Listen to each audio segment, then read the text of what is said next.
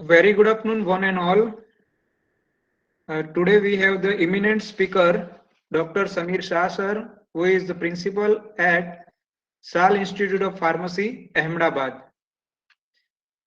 Sir, having more than 21 years of teaching and research experience, sir has delivered 29 seminar. He has published 75 papers in a well good impact factor journals. In his credit, sir has published 4 books and outreach of the excellence. Sir has guided 28 Master of Pharmacy students and 1 PhD students. In his credit, sir has received a grant for the research seminar, refresher course, conferences from the local, state and national level from the various funding agency. Sir has received Dr. R.S. Vajpayee Young Research Scientist Award at the 9th International Conference and CME on atherosclerosis and CAD and cardiovascular complications held at Varanasi during 2000. Sir has qualified his GATE with the 91.25 percentile and received the fellowship of All India Council of the Technical Education. He is having industrial training internship experience at Lincoln Pharmaceutical Limited, Ahmedabad. Sir has the vast experience in the teaching as well as in the industry in the research field. Sir, we welcome you in our faculty development program. Sir, now session is open for you, sir.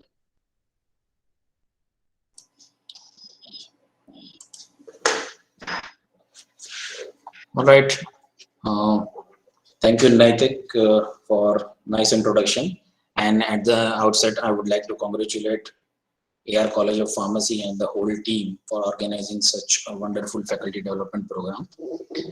The most, what we can say is the most, probably the theme where a learning opportunity is more there for the teachers. At least we can touch upon some of the aspects of being a good teacher, being a great teacher, and that will be so wonderful. I would like to congratulate Naitik for the same.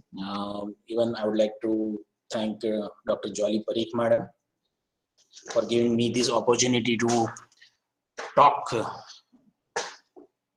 about some of the traits of an ideal teacher and the teaching learning approaches or the teaching learning methodologies. For last 2-3 days, we have been various sessions that have gone so far.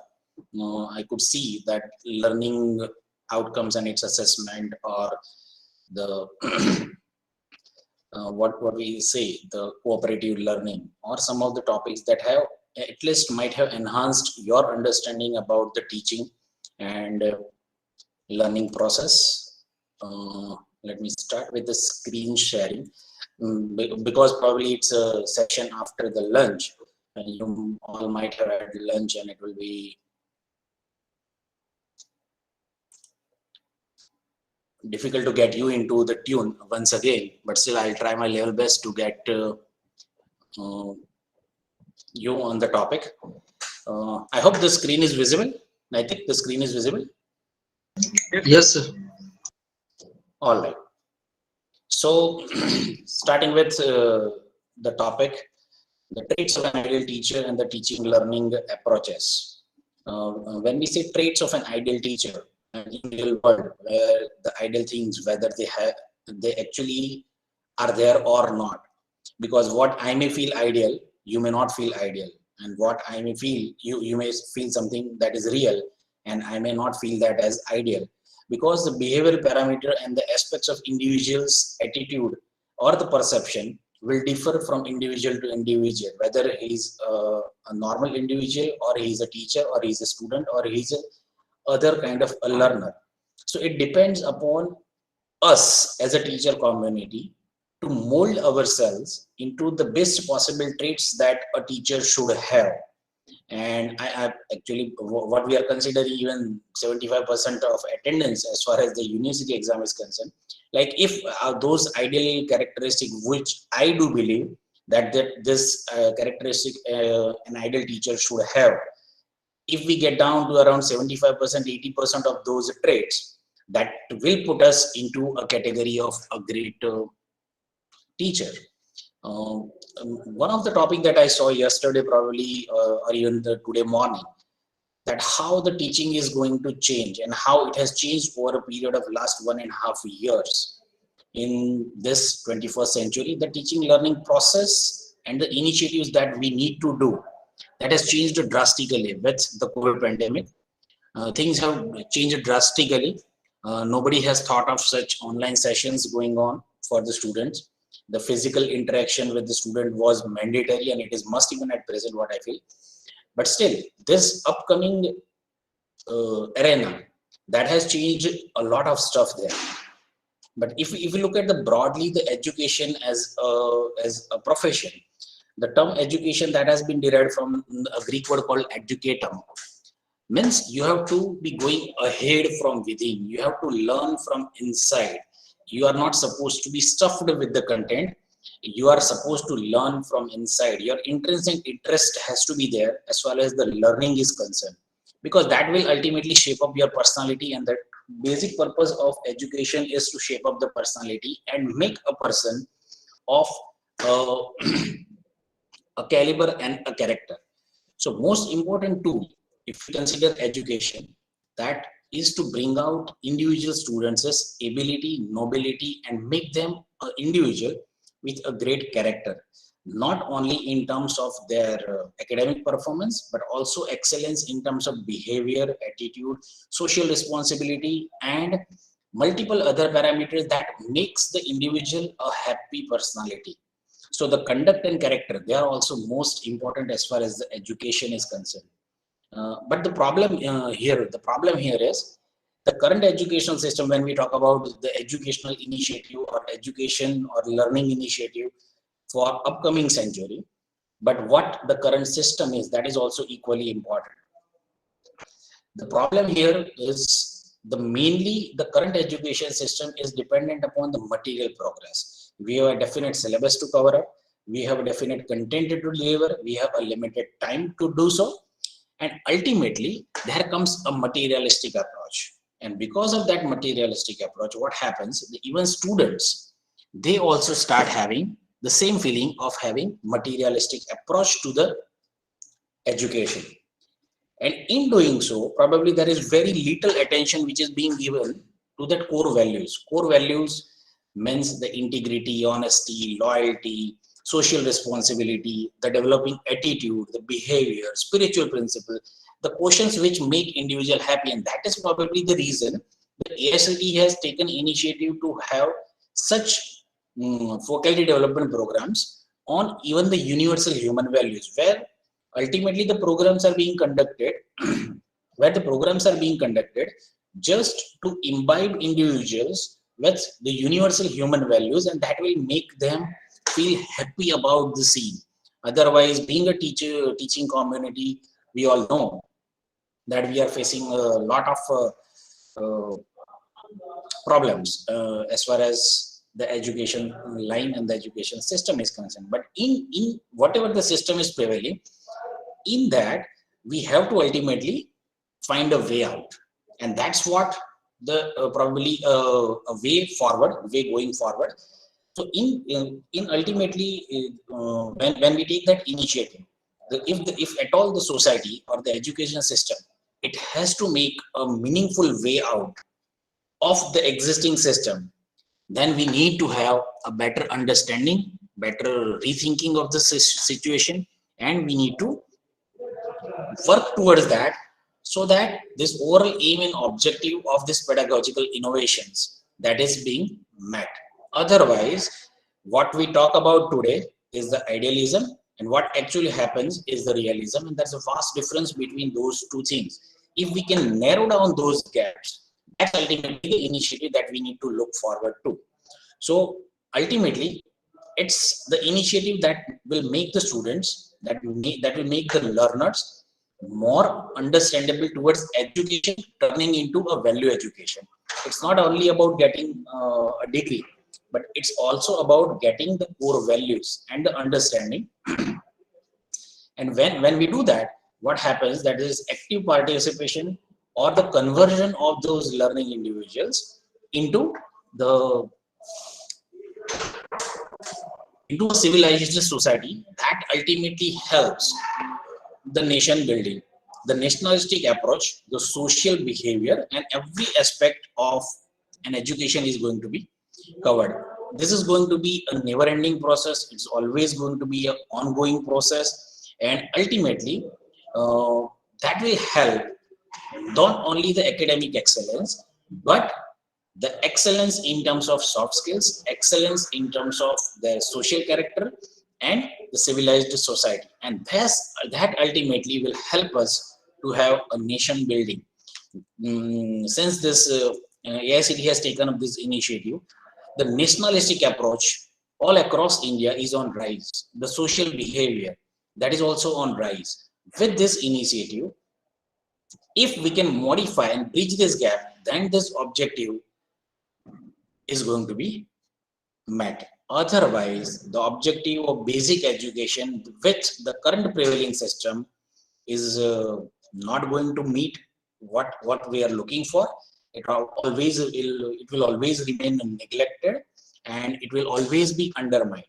Now, when it comes to this kind of initiative, what we believe is when our existence is of importance, what is important is the individual being happy about the scene, material, the core values, the moral values, and the human values, all if they are going to be met, then and then only the education is going to turn into a value education, and that is what probably we are looking for. So with this initial briefing about how this teaching and learning initiative and how this topic that Naitik has chosen, how this can help us as a teaching community. You all are associated with this faculty development program. They are working some or other place as a faculty. That is what I do believe. And the participation is also from across various states also. So why do we want to be a teacher? The first, there are some important questions that we need to ask to ourselves. Why do we want to be a teacher? And if at all a single answer comes in that because you are passionate about teaching, then you are good to go. Because the passion ultimately for teaching is going to help you in excelling. Otherwise, what kind of reasons what we have observed when we sit for the recruitment? Somebody is waiting for their visa in Canada or US. Somebody who is the lady faculty member sitting at home. Then why not to have rather than industrial job? Why not to have an academic job, which is a 9 to 4, little less stress, good salary? Maybe there are multiple implications. Is it the pay that you are working for? No, because as we all know that how the pay scales are there. Is it the time? No. Ultimately, the stress factor and every other parameter remains more or less same, whether you are in the industry, multinational company or local company or doing your own business or whether you are in teaching line. Ultimately, what matters is if you want to be a teacher, come with a passion for teaching, come with a passion for students, and come with a passion for the betterment of the students. Then probably this faculty development program is going to help you. Because what we have seen, there are types of faculty members who they themselves are not motivated and they are demotivating others also. So if you have passion for teaching, then obviously you will be motivating others also. The another question comes in is, are the teachers born? Yes, definitely they are born teachers. There are born teachers who have, that is what I do believe. Even this, you also may differ.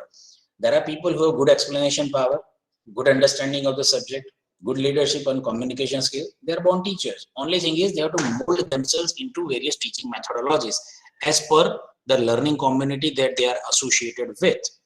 Are teachers made? Practically not fully, but yes, teachers can be made too. If you are good at the communication skill, if you are good at the explanation, then your basic understandings can be improved. You can be touched upon for the teaching methodology, and then progressively over a period of time, a good teacher can be made out of you. Another thing is, can teaching be taught? A little difficult question, like what we are doing today. Can teaching be taught, and that to a teacher? Yes, partly. If at all, at the end of this presentation, if I can, I'll be able to modify you by 10% or 20% in your teaching methodology, your approach towards the students, your attitude towards the academics line, the profession, academic profession, then yes, teaching can also be taught. So these are the things that one has to bear in the mind, and these are the things that one has to bear in the mind, and ultimately that will help you to be a good teacher. See, everyone says that teaching philosophy that a mediocre teacher tells, but it depends upon a teacher to teacher. A mediocre teacher tells, but progressively mediocre turns into a good teacher, then ultimately a superior teacher, and at the end they may turn out into be a great teacher. But ultimately what happens, you need to sharpen your saw. You have to work for the excellence, the things that you repeatedly do. Na? When you start preparing your notes, when you start delivering the maybe first few months or maybe first year, you feel like that you are lagging behind something, and then progressively you catch up and you match up. But when you repeatedly do with the same passion you do, you obviously are going to get that excellence that we are looking for. So not only that, what ultimately, if you keep on thinking and not acting on it, it's not going to happen. If you think, you have to act on that. If you act, ultimately that will become your habit. So what happens, say for example, if you are not referring to a good number of reference books for a particular topic, and if you are having the regular textbooks or a regular localized publishers, those books you are referring, then obviously your content would be such that even the students would ultimately be affected, and they will not consider you as a good teacher. So what you think, ultimately you have to act accordingly. You use a good number of reference books, and you prepare your own notes and your own way of delivering the stuff. If you make that happen, those actions will become your habit, and ultimately those habit will become your character, and that ultimately will help you to, those habits ultimately will help you to build your character as a teacher. Because ultimately what happens, if you look at the ideal teacher, a sound knowledge, sound characteristics, and excellent habits, that ultimately will make you a good teacher. And ultimately, sometimes what I have seen, the few teachers, they have their tobacco inside the mouth and they go and deliver the session, and students even they try to imitate them, that this is how the teacher speaks. So these are the attributes that one has to look forward to for the improvement. There are professional traits and there are personal traits. Everywhere a teacher has to improve to generate their place in the heart of the students, and that ultimately will be so satisfying, so gratifying, that students will remember you as an excellent teacher, and they will always be in contact with you if you try to maintain those teaching philosophy. There are definitely, before we switch over to the traits of a teacher and before we switch over to the teaching learning approaches, various approaches that you might have studied also, but there are important traits that one is looking for this initiative, teaching learning initiative. That's the student expectation from the teachers, because ultimately you have to identify the types of students, the type of learners, and what they are expecting. If you are not delivering on those parts, then also it is not going to be helpful. So ultimately you have to be expert in your subject. You should love teaching. You should have those teaching skill, honest enough, fair enough, transparent enough. You ultimately you should show them that you respect them also, their feelings also, and you reciprocate, even the student shall not be afraid of communicating with you. They should be able to collaborate with you.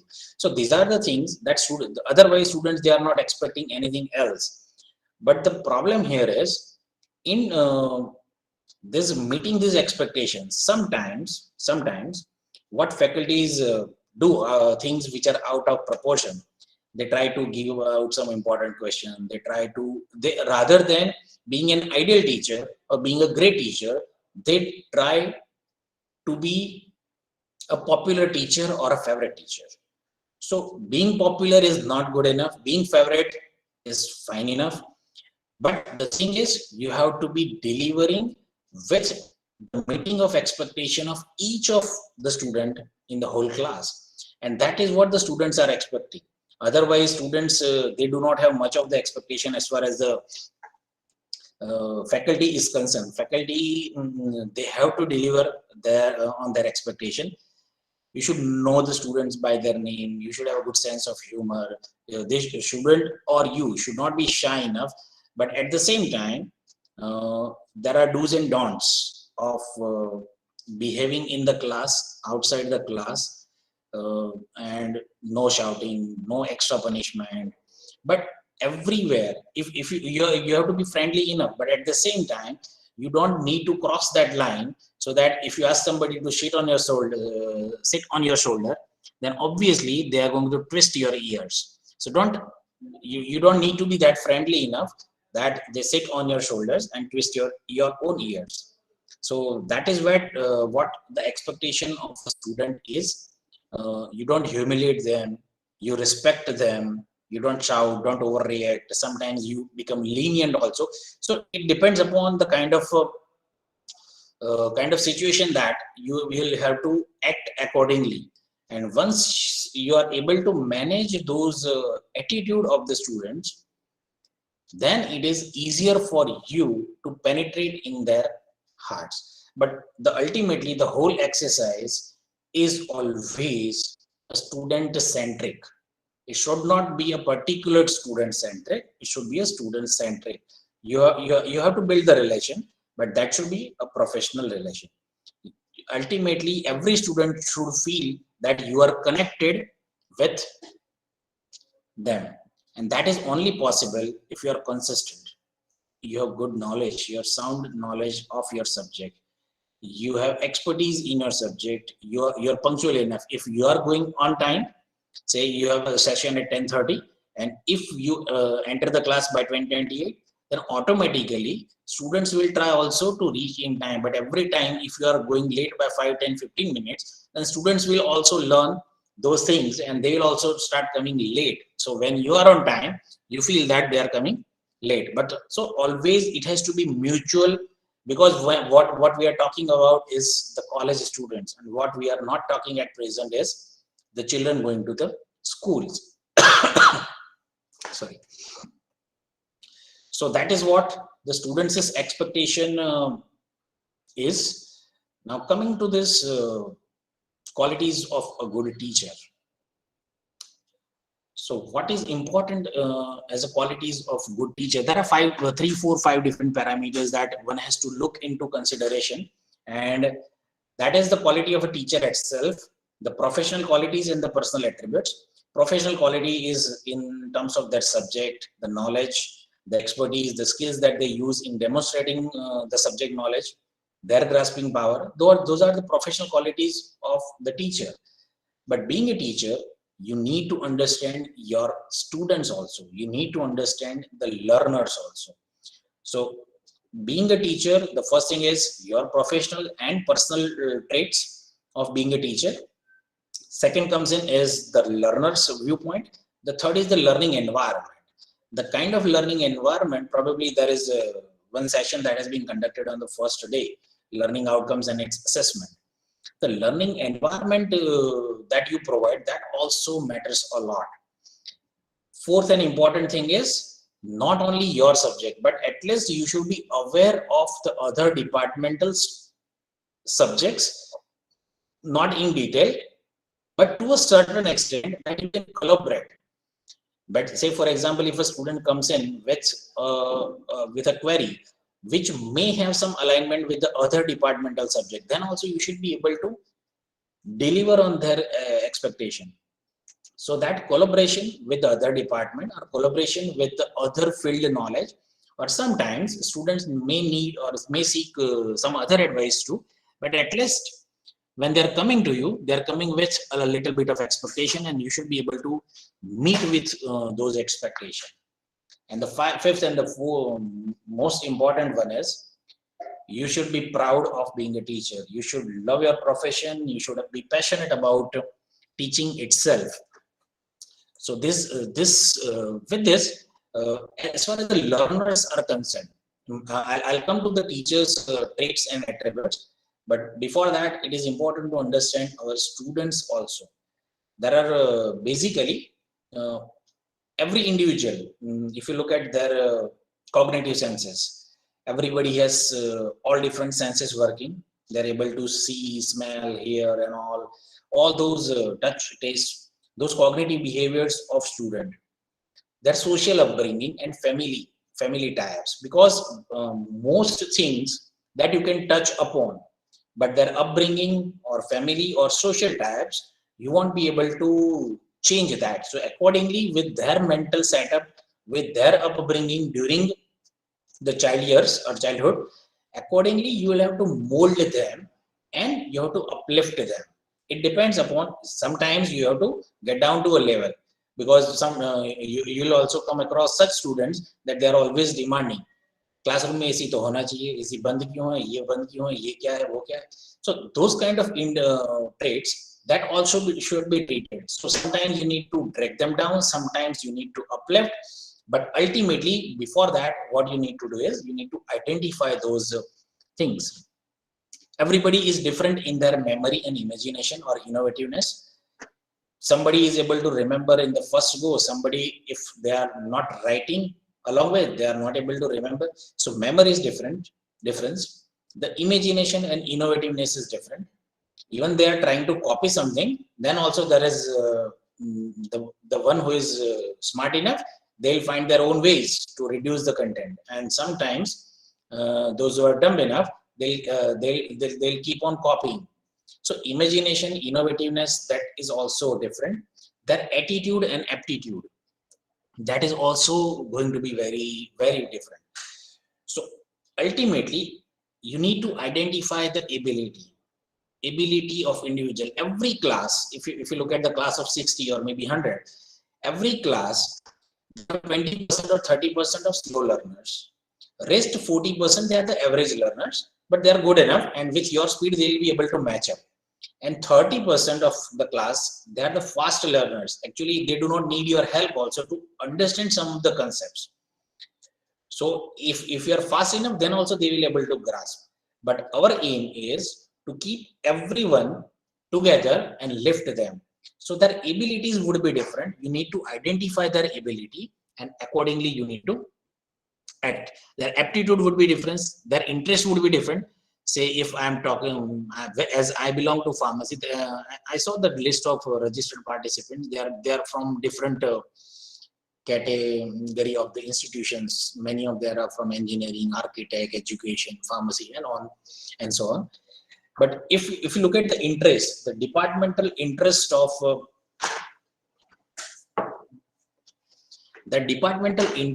individual, that would be different. You know, some of the students, they might have entered medical, but still they are not interested in medical, and they ultimately become a football player or hockey player, because their interest is lying in that.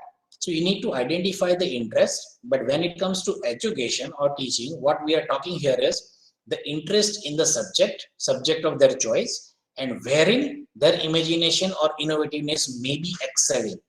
If you are giving task them in different subjects, they may not be that imaginative or innovative. But if you are giving their interest of subject of their interest, then probably they'll be able to excel also. Then comes the family and cultural background that we talked about. That is also a different one. Now coming to this were the traits like what we need to look at.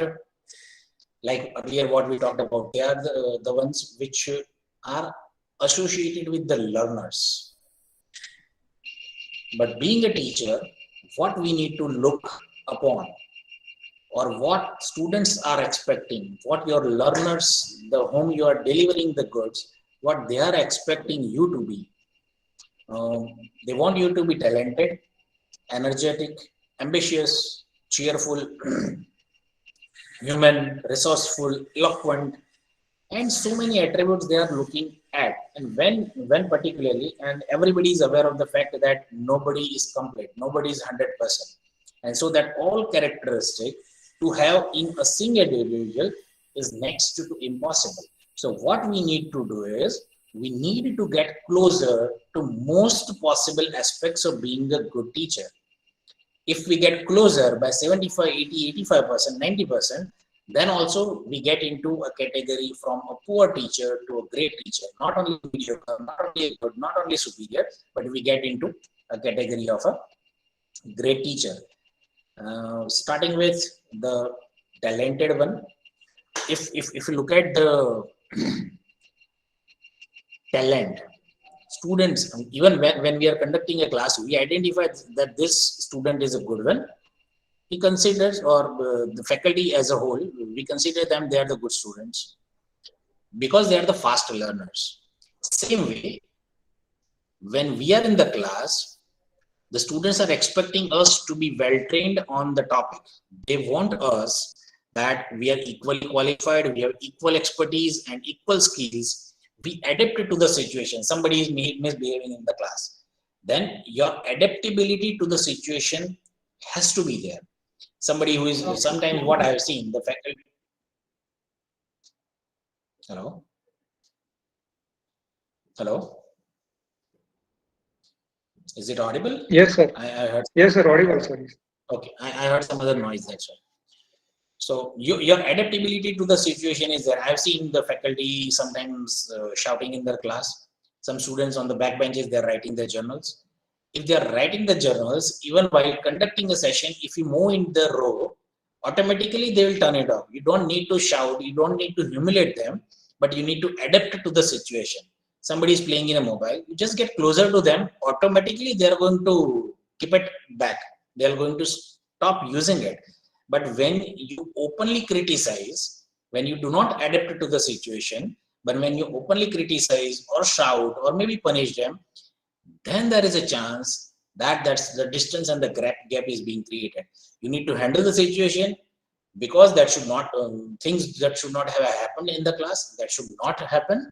At the same time, the student must realize that they have been taken care of without being humiliated, without being punished. Then that bridging, the distance is automatically going to get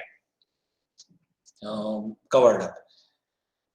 They need you to be learned. Means not only the local textbooks that you are using, but you are using reference books and you are giving them good content to understand. Not only just to mug up, but you are giving them content to understand. You are making them understand, and that's where you are equipped enough to have some demonstration. You are equipped enough to handle any question. Sometimes what happens, when some students ask you questions, automatically when you do not know the answer, you always react in a short-tempered way. This is how it is. You don't know. I'll tell you later. I'll tell you later is fine enough, but I'll have to refer and I'll tell you later on, or we can discuss after the class. So the more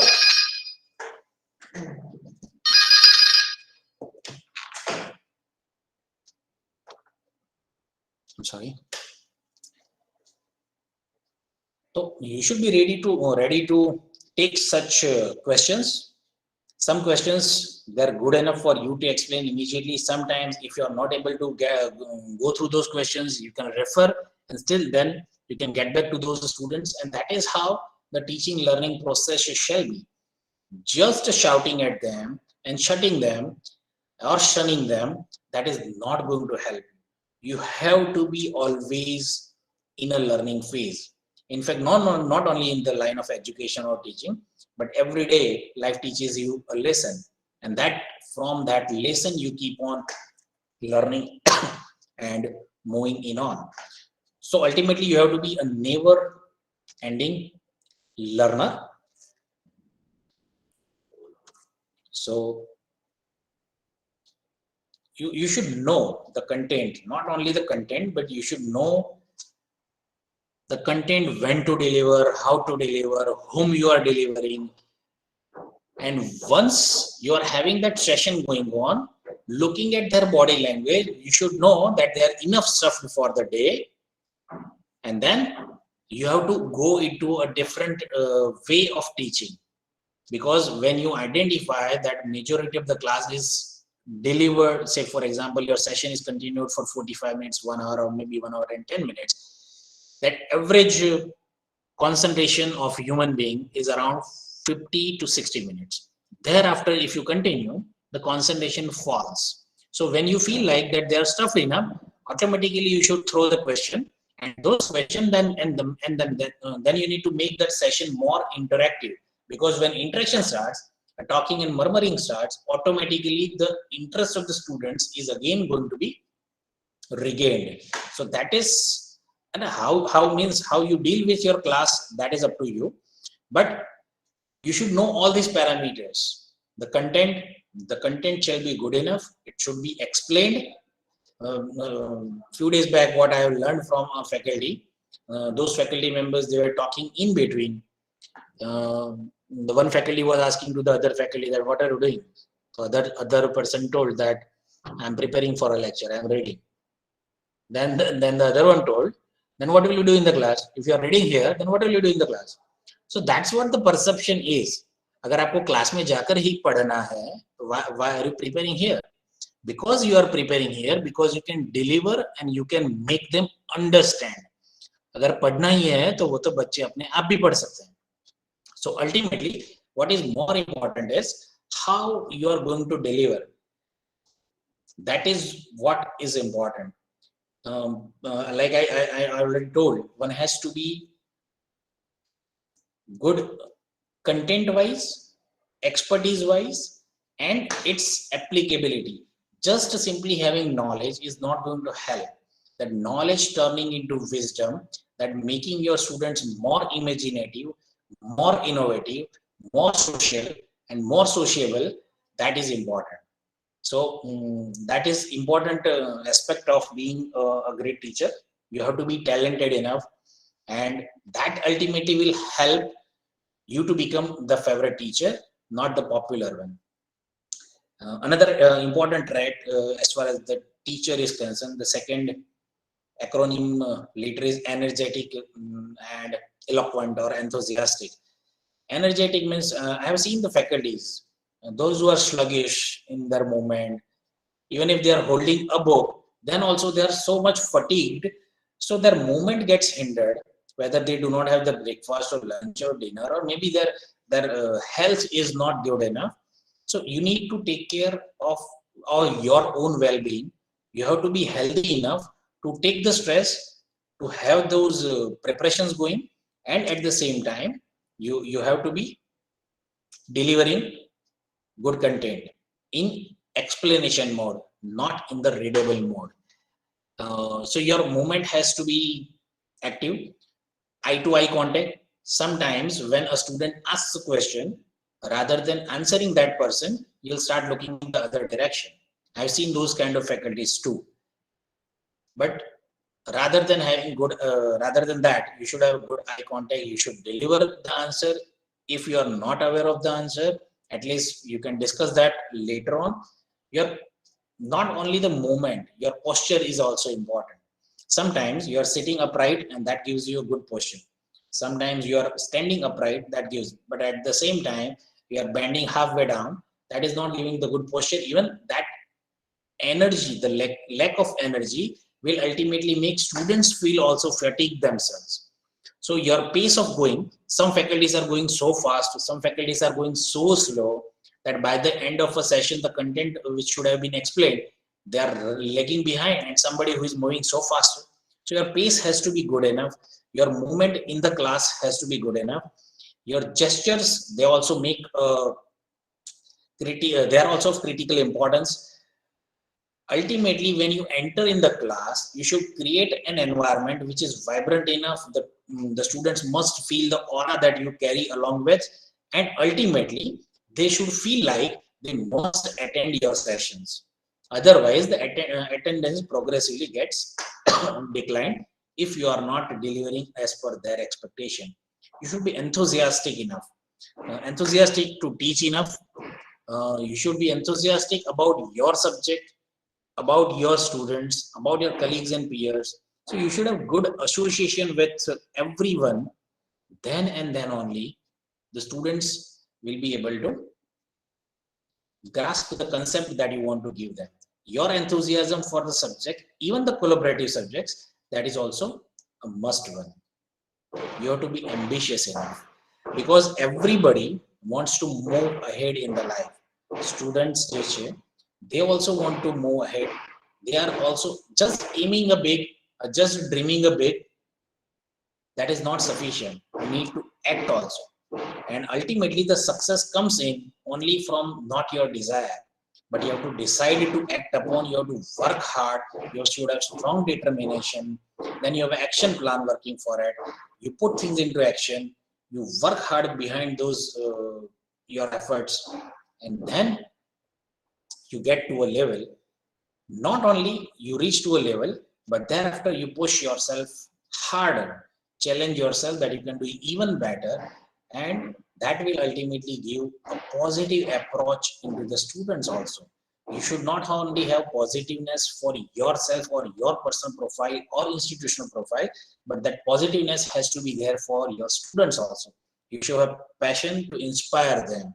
You should be ready to help them at any given point of time, anywhere. They need kind of assistance, they need kind of help. If they call you, you should be able to help them. There is an urge to help. So that's the important aspect.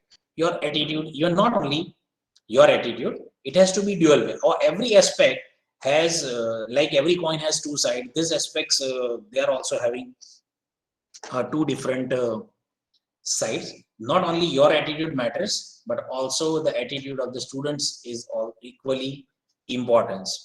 When you are doing good for others, obviously others will also do good for you. If you start acting against somebody, they may not respond to you. They may not respond to you with those same kind of negative approach or attitude, but they will stop helping you. And in doing so, ultimately you are going to be at the loss. So ultimately those expectation of giving or taking, that has to be met by everyone, whether being a faculty, with the other faculty, or with the peers, or maybe with the subordinates, maybe with the juniors, or maybe with the hierarchy. You need to be positive enough. Never think that you cannot do it. Always believe that you can do it. Any hard thing, say for example, being a teacher, you have many other administrative portfolios too to handle. If some task is given to you, immediately you respond, sir, ye to mujhse nahi hoga. Why? Ye to mujhse nahi hoga. ये मैं नहीं कर सकती, ये मुझसे नहीं होगा, ये मैं नहीं करूंगा. The attitude is also equally important. You got to believe that you can do it. If you are not able to do it, take help from your colleagues, from your seniors, from your principal. Wherever you need assistance, everybody would be ready to help you. But with your negative approach, you are creating a deep well for yourself only. So you need to think that you can do it, and whatever you think that you can do it, you are always able to do it. Whatever videos we see that, oh, it's awesome. The person who is doing is also a human being. The only thing is the person has passion to do it, expertise, time, hard work, dedication, all those things that has been given to do so for that task, they have been able to do it. So that is how your approach has to be. You need to accept those challenges. You need to take the risk. If at all, what will happen? If you fail, nothing. You are going to gain experience out of it. So if there is no chance of failure, if you are going to go in the class, if you have your notes along with, if students are also there, then obviously one session is going to be conducted. But what matters is how you conduct the session, how you deliver the course objectives, and how ultimately the program outcomes of the students will be, because those parameters is ultimately determining the outcome. So it has to be outcome based education. It has not to be delivery based education. It has to be outcome based education. Education adding value in terms of being a good human, being a good knowledgeable individual, being an expert on a particular part. That is the meaning of getting educated. Another important aspect is the cheerful personality. If you are a pleasing and cheerful personality, always smiling, always chirping, people would love to talk to you. Not only your colleagues, also the students. So smiling, always, if you keep on smiling, if you deny somebody a good thing to do, then also the other person will believe that, okay, this is fine enough. He or she will not be able to do it, I'll do it. But that keeping that smiling face, even if you give negative answer, that will help you.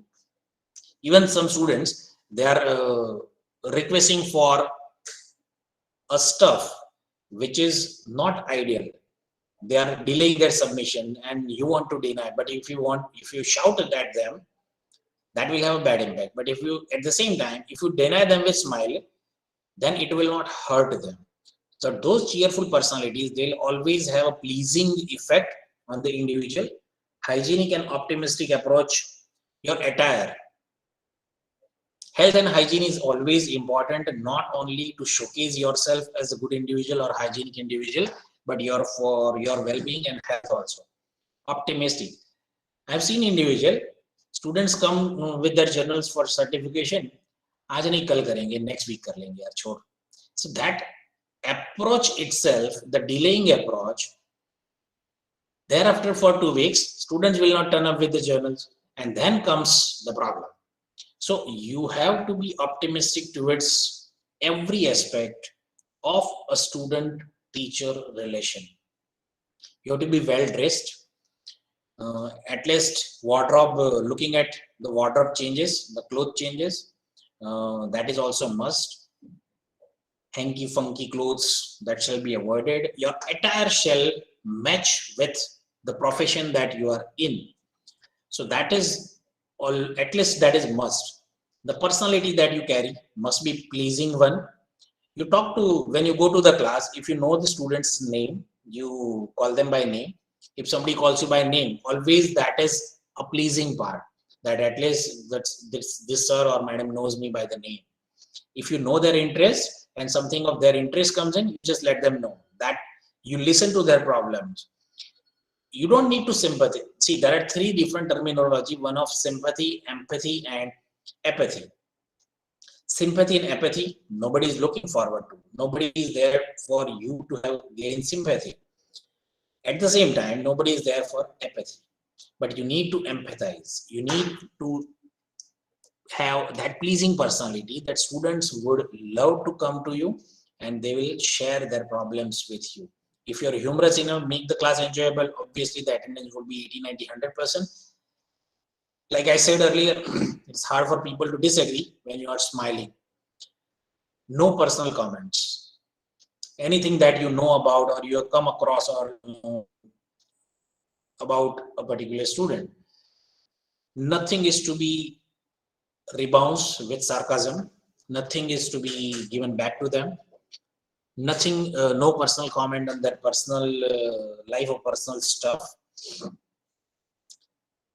You have to maintain the decorum, the dignity of being in a student and teacher relation. You must believe that every student can learn. Your approach has to be human. Compassionate approach has to be there. Everybody is different in the class. You should have a compassion for everyone. You should be understanding. Every now and then, a different set of students may face different kind of problems too. But you should be able to understand their problems. You need to identify the genuineness in their problem, and accordingly, you have to take a call. You have to be friendly enough, but obviously you have to draw a line. You have to be fair and supportive. Fair when it comes to fair.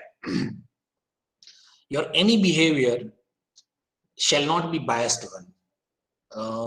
means whether you are not supposed to judge the individual on the basis of their personality. You have to judge on the basis of their performance. So you have to be fair enough with everyone. Otherwise, the feeling of resentment would be there. They'll not try to get you, or they'll try to complain against you if the feeling of resentment is there. You have to be supportive. Their questions, they are always welcome. If you don't remain supportive, then they'll go and ask the same question to your subordinates or some other staff member in the department, and then they will feel that you are not talented enough or you are not expert enough in your own field to ask you the questions, even though you may be, but your attitude at that time matters. So you have to be supportive to the student, and that ultimately will help you to create your place in their mind and heart, and then only they'll be grateful to you, they'll be thankful to you, and they will feel that they're blessed to have you as a teacher in their life. So in that case only your efforts will be appreciated, your efforts will always be recognized. There's always a feeling of gratitude. Even after 22 years of my being graduated from my college, I'm still grateful. I'm still thankful to the faculties, those who have taught me. Even they are retired now. Some of them, they are even no more. But still, I'm having that feeling of gratitude as and when it comes to punctuality, discipline, or the attitude for the students. I always remember Balarasa, who used to teach us. But this is what a feeling of gratitude is. If out of 60 students in your class, maybe 2, 3, or 5, or 7 students, they generate that feeling of gratitude for you, that's a handsome return on your investment, on your efforts. Like I said, assessment, that shall not be partiality, it should be performance based, it shall not be personality based. You should be able to share and support them for any kind of matter. Eloquent, one has to be fluent enough, one has to be communicative, expressive, clear, and pleasant enough. Now fluency is always in all senses of cognition. Fluency in terms of communication, one can listen, read, write appropriate words, the tones that you use. Sometimes I've seen those faculty members, when they enter in the class, they start delivering the session, and their tones, the intonations that they use, they remain the same throughout the session. But if there is no fluctuation, there is no intonation mode being here and there, if it is just going flat, after 5, 10, 15, 20 minutes, students will start feeling dizzy. The words that you choose, the tone that you use, everything that matters, that ultimately will involve student in you. So you should be able to listen their questions cleanly. You should be able to read and write appropriately so that at least it is legible to them. When you read your pronunciations, they have to be clear enough that even sometimes that happens. What we have seen, that those faculty members who are having their master or expertise in their vernacular language, they are not able to deliver the goods in the language that they are required to. The medium of instruction, say for example, is Gujarati, or medium of instruction is a local language, or maybe it's English. Because they are not more conversion, they are not able to deliver with the medium of instruction. So in that case also, you need to practice, try hard, and ultimately you succeed. So these are the few things. Your vocabulary. Usually, what we have seen, if you give different vocabulary to the students also, if you use same kind of words, repetitive words, no intonations, no change in the tone, no voice frequency distribution, then you should also be able to give the different words that will enrich their vocabulary also. And sometimes during communication, you need to learn, you also learn some good words from there. That will be the vocabulary enrichment. Sometimes the concept that you want to deliver, the order of words are such messy that because you are not fluent with the language, because you are not able to deliver, the things that you deliver become so messy that students they are not able to grasp what you are trying to tell them. You sometimes even what I have seen, when you want to say a sentence, if you don't find the appropriate words for those sentence, you revolve around 2 3 4 sentence or maybe 5 10 sentence to make students understand only one concept. So cutting unwanted, that will also help you to save the time, to have your sessions in time and the syllabus completed in time. You need to empower the students in all possible ways, whether it is auditory, olfactory, kinesthetic, means you need to keep on moving and doing the thing or demonstrating the thing. That is also must. You have to be resourceful. Resourceful is in terms of you have to be creative, innovative, imaginative, and sensible enough. Sensible is in terms of feasibility. What you imagine or what you think it is innovative, maybe not sensible idea to go for it. Sometimes you find something very intelligent, sometimes when you share with somebody, they may find it ugly enough to remove from your thought process. So that is if you are intellectually engaging student, evidence based information you give them, if you explain them, then ultimately you'll get a good idea, you'll have a good response, you'll have good innovative ideas from the students coming in, because they will also elicit the same kind of response too, with enough equality. So over and all, you have to be inspiring. Albert Einstein said this: it's a supreme art of a teacher to awaken the joy in creative expression and knowledge. So that is only possible if you have these traits. Now coming to this ideal traits and the idealism and the realism. Is it possible for everyone to have all these traits going for them and working for them at the same time? I think no. That may not be possible. Even for me, it may not be possible. For everyone, it may not be possible. Or there may be some masters for whom this all traits are possible. But what I believe, that everything to carry at one particular time, that's what makes you great. So even if you are not great, if you are just a few steps away from being great, that is also, in my sense, it's great enough for you to inspire your students. And so these are the attributes attributes which makes you a 21st century inspiring teacher or innovative teacher. So that's the traits that we were looking for.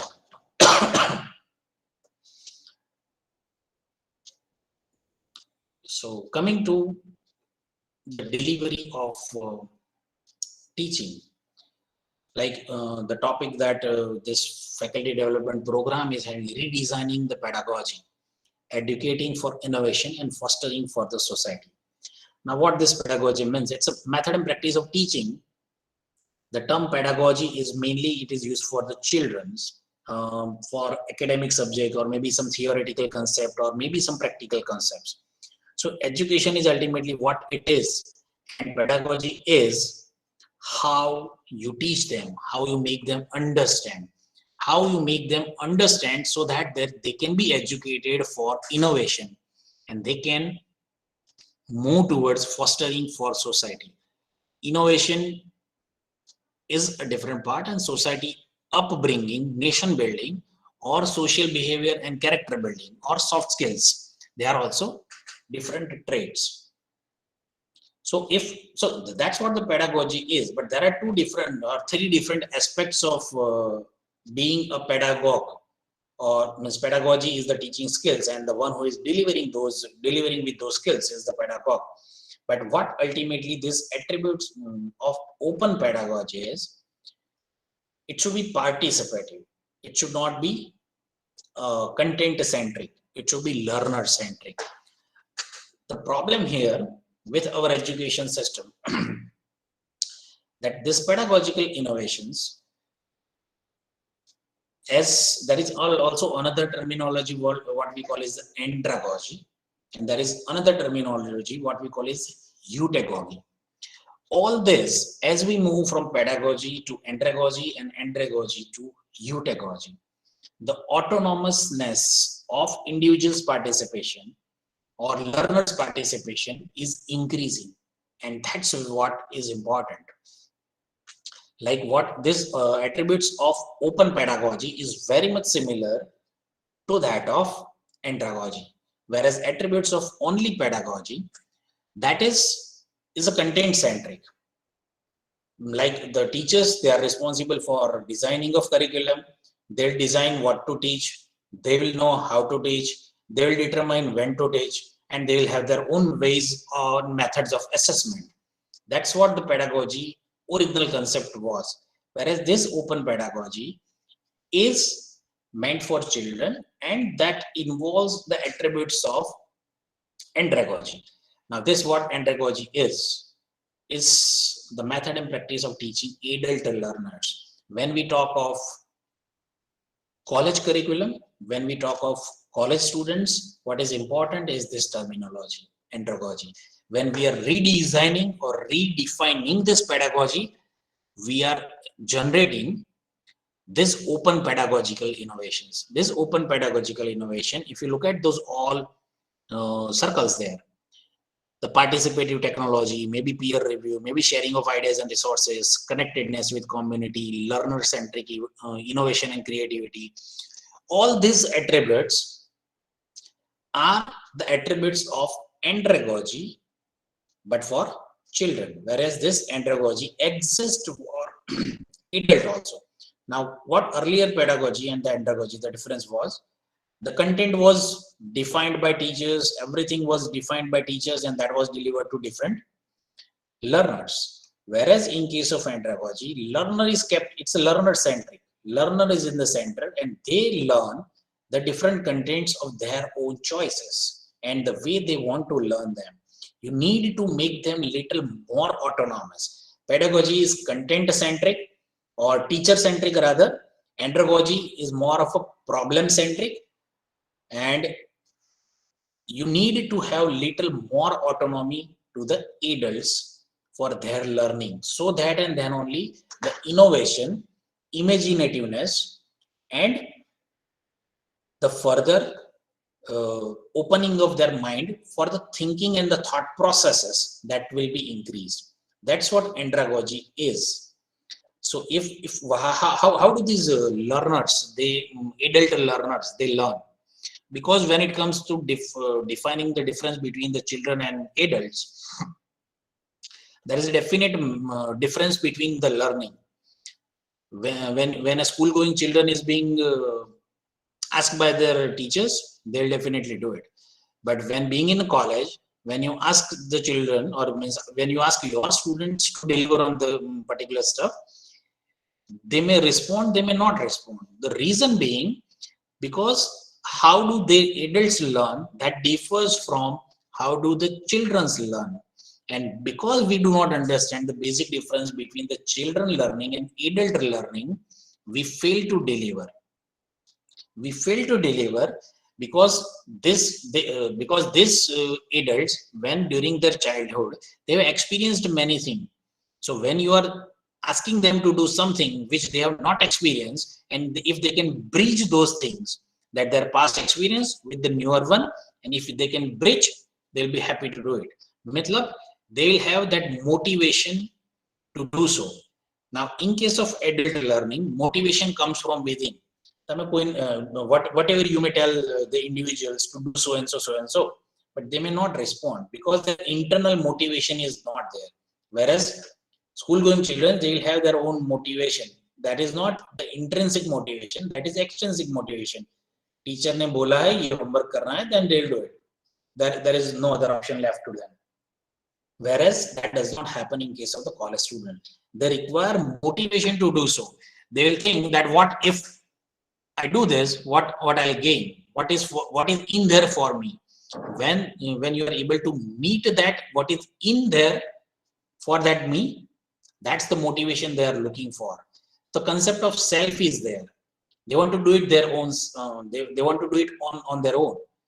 If you want to drive a car, obviously, if you want to travel to some distance by car, obviously there's a motivation to learn themselves. Then there comes the concept of, if there is intrinsic motivation, then comes the concept of self concept and readiness. You are willing to learn because you want to travel. You are willing. You are ready to learn.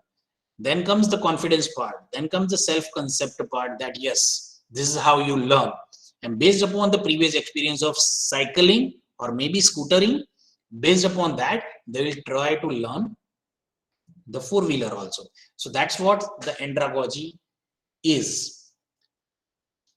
So this is what a student-centric learning or learner-centric, that is what the andragogy is. We'll go little faster, as I think we may run out of time. These are the four core learning styles. Whether it is a schooling or whether it is for the college student, this four learning style remains the same. Visual, oral, kinesthetic, or whether it is reading and writing.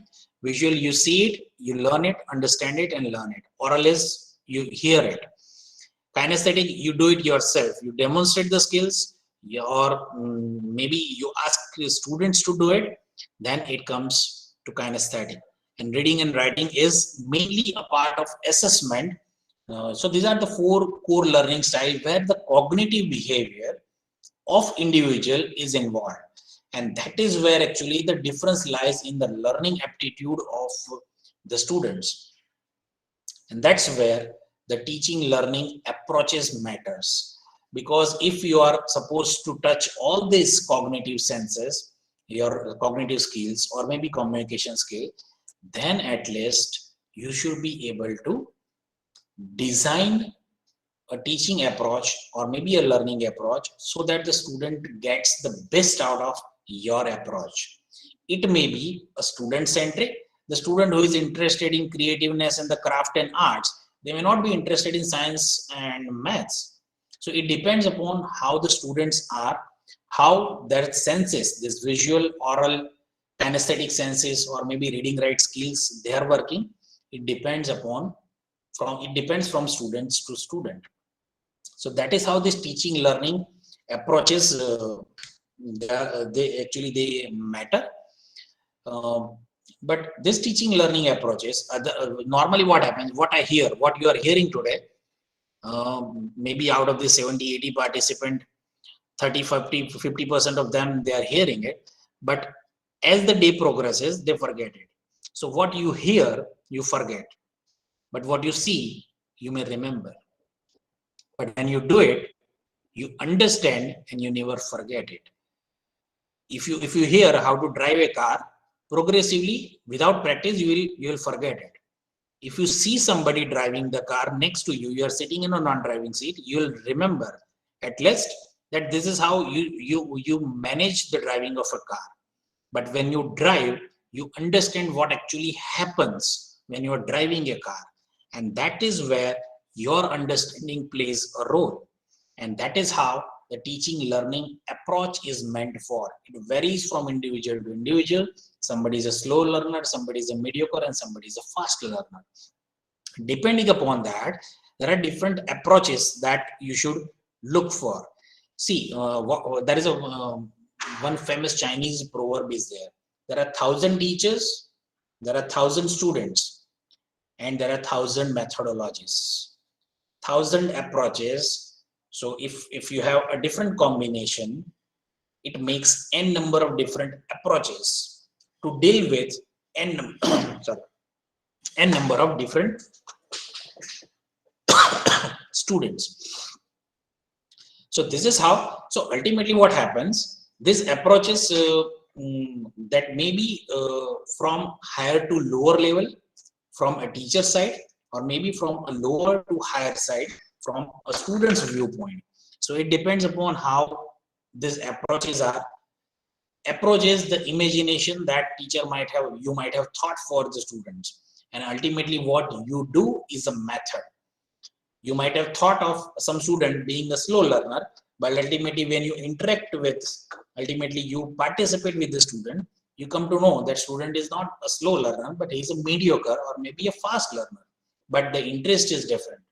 That is where, means your approach will determine the method that you choose. That, excuse me.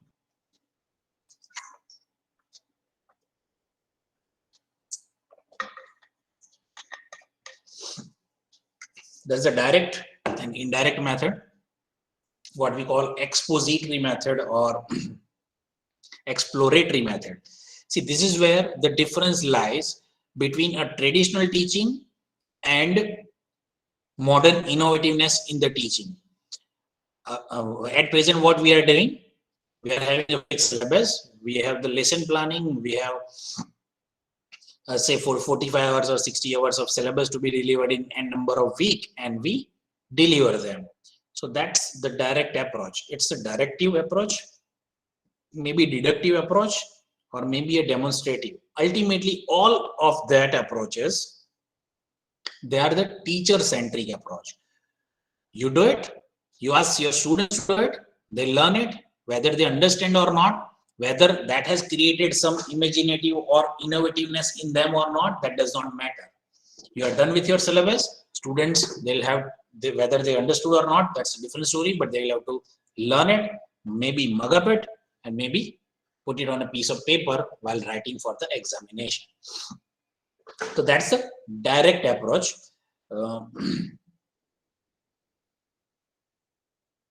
Whereas exploratory method, that helps you to imagine, that helps you to be innovative, and that ultimately will help you to generate the kind of innovativeness or the ideas that we are looking for in this 21st century. Means we need to change our methodology. And that's the biggest difference between our system of education and the Western world's education system. There is no direct approach as far as the high school, senior high school, or maybe college students are concerned. Initial part only, and that too also, it's not directive. It is more of a demonstrative, where students gets demonstration. When you say something, nobody learns absolutely fine. But when you demonstrate, like I said, when I hear, I forget. But when I see, I remember. And when I do it, I understand and I remember it for a lifetime. So it's more in Western world, it's more of a demonstrative, and thereafter it is more of exploratory methods. And that is where the difference lies. And that is where the approach also changes. Now, what happens in case of this direct approach? It's more of a content oriented. This direct approach is more of a content oriented. Where the factual information, this is what happens, like what happens in schooling. This is the law of Newton, but how Newton identified, nobody knows. What imagination came in, nobody knows. But this is what we have learned in the school, that this is what the law of Newton is. So that factual, same way it goes even for the colleges also. So factual information is being served in a ready platter. They understand it. Some of them, they do not understand it. And ultimately, they mug up, they learn, they deliver in the exam, and they go through. This similar information that you are serving them, that is already available. And that is where is not of their interest. Because you are not making it interesting, you are not delivering it in the experience orientation way, their interest in teaching wanes off. If you are not delivering good sessions, then obviously content is already available on Google. Every book is there in the library. Every reference book has good content. So if you are not serving the content in a more digestible way, you will not be able to drive the audience for your session.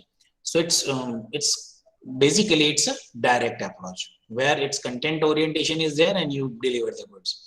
Whereas the second method or exploratory is the experience oriented, where you develop the concept, where you develop the principles, where information may not be available, but or may be available, if then in case maybe not available directly, but needs to be discovered.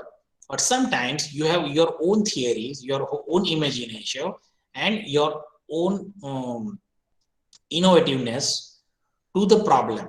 So it's more of an experience oriented, but problem directed. So it's you're thinking something, say you want to change the tube light in your house. That's a problem. But if you have seen somebody doing it, if you're experiencing, if you see somebody doing it, it may not be that worth. But unless and until you do it, you come to know how to change that. So that, and how you're doing it, what precautions you need to take, what attitude you should have, and all those parameters that come into play because you are doing it yourself. So it should be more of experience oriented, and that makes it more problem centric. Whereas it's content centric in case of the content oriented or direct method. It's content oriented, whereas it's experience oriented, and that's where the major difference is. In case of direct method, here in case of direct approaches, procedural knowledge, everything is there, all set, all books are there, and being a teacher, you direct them to do something and they will do it. So it's a step-by-step methodology that one has to follow, and that will ultimately, the students will ultimately help gain the knowledge. But the thing is, the kind of learning or the innovativeness that we are looking forward to, that may not be there. Attention is, maybe students are focused or maybe may not focus. It's up to you that how you deliver. If you deliver good, they may remain attentive, otherwise they may. The attention is a big issue. And because of the attention, the learning is going to get compromised. Even teachers, if you do not master the content, if you do not if you do not explain the underlying mechanisms, you just simply say this is what happens and this is how it happens, then there is no understanding. That's where the problem is. So it's a teacher directed. Deductive method is also more or less same, but in that case of more of a kind of assessment scene would be there. So it is little better than pure directive one, and demonstrative is even better, because but in that case the teacher should have good enough skill to demonstrate. At least the students will be able to visualize, and that adds value. If you look at the research data, 75% of the individual students, 75% of the students, they learn with visualization. And that is why audio-visual medium is a better medium as compared to only chalk and duster. Always it should be a hybrid mode is better mode, but this is what research says. The visual medium is the better way of expression, and using audio-visual medium, students learn faster and better too. Deductive and demonstration, they have little broader scope, but your speed reduces. So that's what the problem is there with demonstration, because if you want to say something, you'll be able to tell them in 45 minutes. But if you want to demonstrate, you need 2-3 hours to demonstrate the same phenomena happening there. As compared to direct approach, indirect approach, they all have more duration to take. They take more longer duration, and that is how. But the thing is, in case of traditional learning or deductive learning, what happens? The fundamentals are being taught, the derivations, the examples are being given, and then you have homework or labs or projects to do. So students, if at all they stuck somewhere here only. So misconceptions exposed at the end of process, and that's not a healthy thing to happen.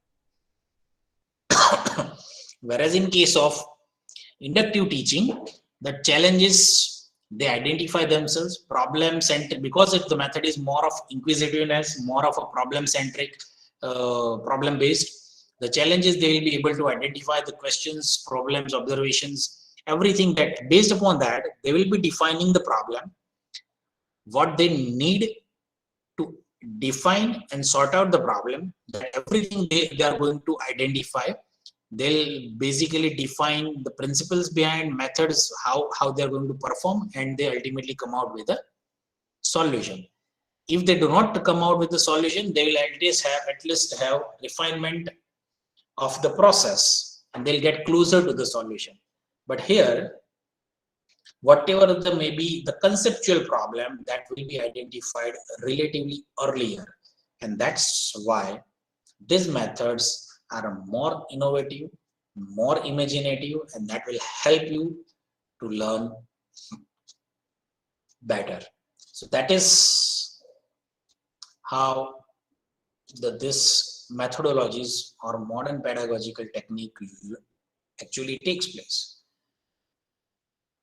If any of this 10 different modern pedagogical techniques that we are looking for, crossover learning, maybe context-based learning, incidental, assessment, computational learning, all these are argumentation, analytics. This will help you to have those modern pedagogical innovation that will help you to open up the window of your brain to think out of box. That's the kind of design thinking that you will have in your mind. The solution to the problem that you may think of, even sometimes it will help you, this crossover learning, they will help you to identify the problems also. So this is how this strategies will in longer future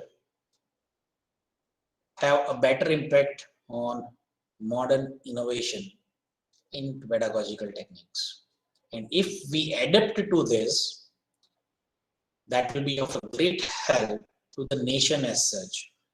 As we are lagging behind in the innovation, but what we are doing, we are producing bulk, but that bulk is of no use to the industry. Soft skills, young students, they are lagging behind in the soft skills. What has been stated is 85% of the soft skill and the communication skills. That is important as far as the recruitment or the business development is concerned. And only 10 to 15% of the technical skills that is of importance. So that's what the recent report of Deloitte and McKinsey that states that soft skills, communication skill, and social skills are more important than the technical skills. And this technical skill, even the way we are delivering, if it is happening the same way, then also this technical skill would be treated as almost null and void, because it has none of these parameters in place. There is no window being opened in the brain to think out of box. There is no innovativeness, there is no imagination, there is no patentability, and there is nothing new happening. It's the basic technical knowledge that we are gaining, and that is what we are delivering. We are stuffing the content, and we are not generating the content. Unless and until we generate the content, then only these innovations are going to happen. Otherwise, and along with that, the soft skills and communication skills and social skills, they are also of the equal importance.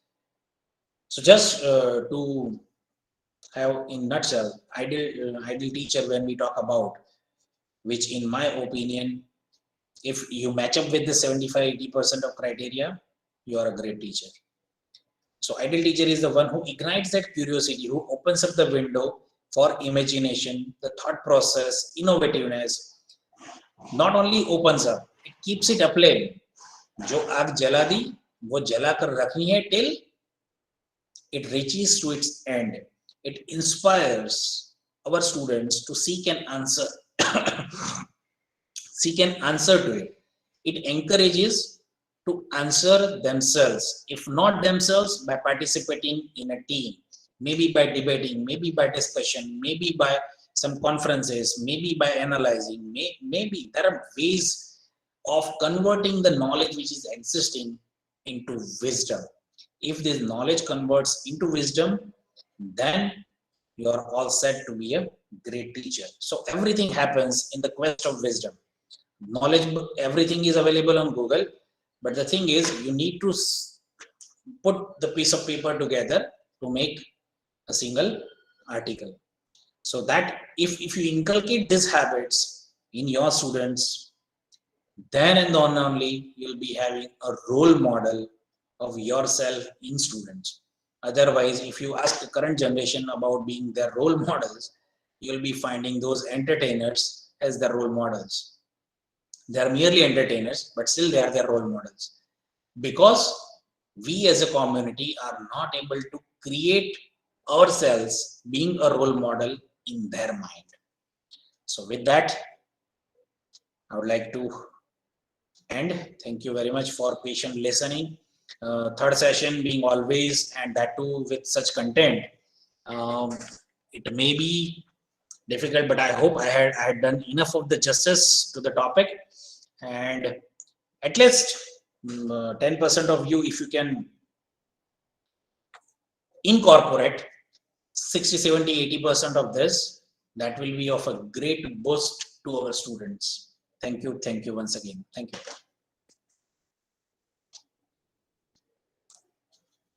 Thanks a lot, sir. Now the session is open for the question and answer. If any participants have query, then they can interact with the sir.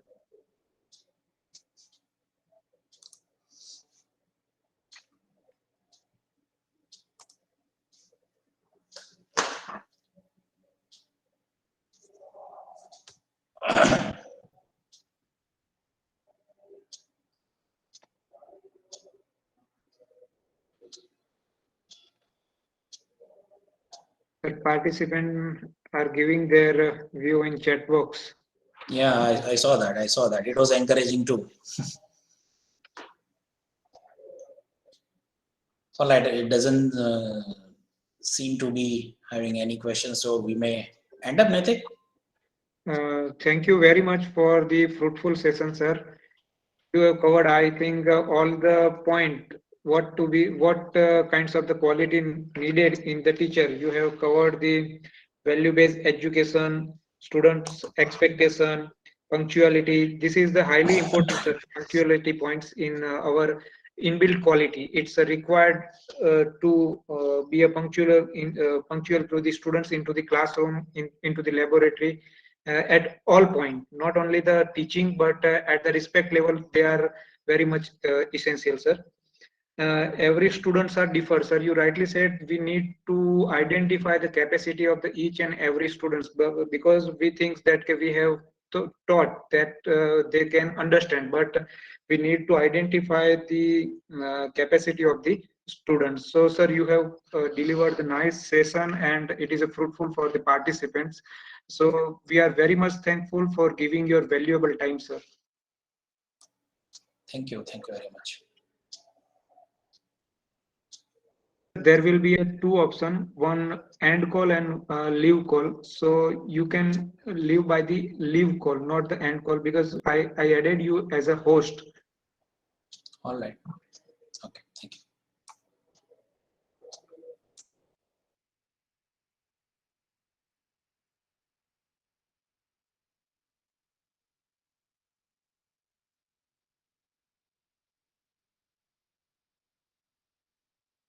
So request to all the participants, kindly turn on your video.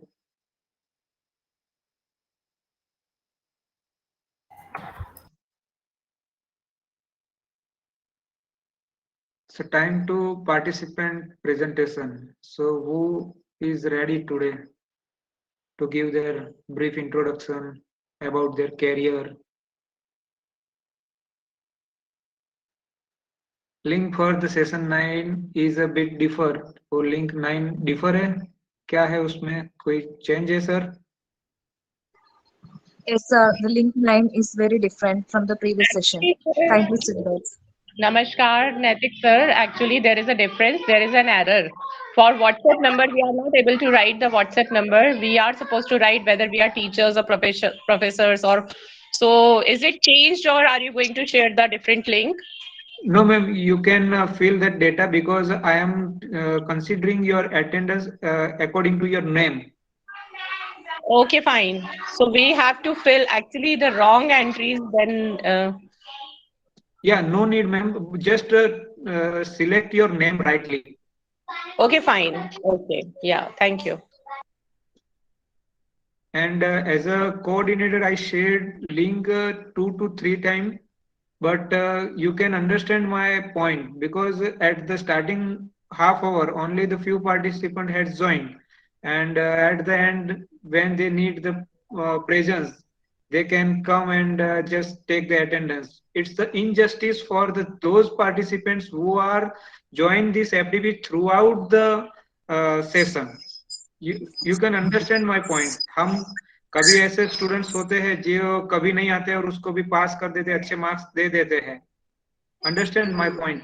और कुछ ऐसे students होते हैं कि जो हर दिन आते हैं, हर सेशन अटेंड करते हैं, फिर भी उनको अच्छे मार्क्स नहीं आते हैं. So to avoid this kinds of injustice, I am not sending the link repeatedly. Excuse me, sir. Sir, while during the session, when I was getting the call, the session is ended and I want to rejoin.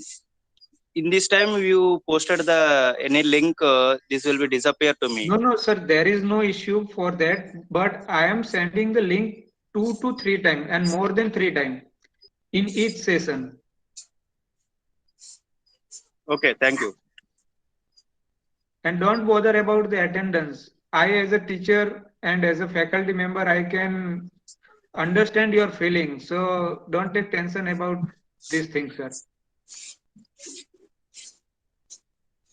Okay, thank you.